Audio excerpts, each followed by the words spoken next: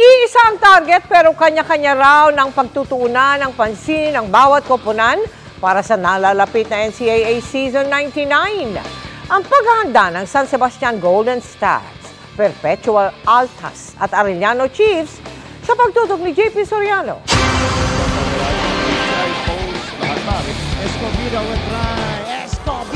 One play short of a Final Four appearance sa Season 98 ng men's senior basketball team ang San Sebastian Golden Stags na pang-5 sa standings.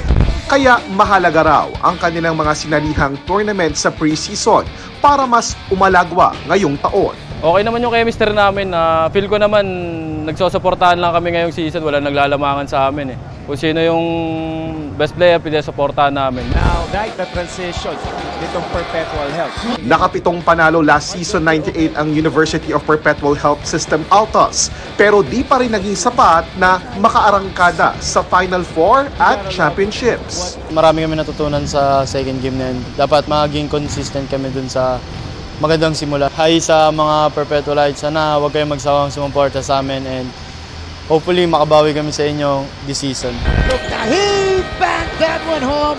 Teamwork naman daw ang pagtutuunan ng pansin ng Arellano University Chiefs na ika-6 sa overall rankings sa huling season. Last year is more like individual thing. We're trying to get our players to help us out.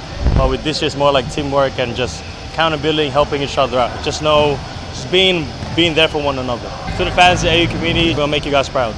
Sa Setyembre na magbubukas ang Season 99 ng National Collegiate Athletic Association o NCAA.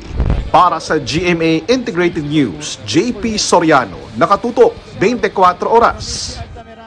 Mga kapuso, kasama nyo kami 24 oras. Mag-subscribe sa GMA Integrated News sa YouTube.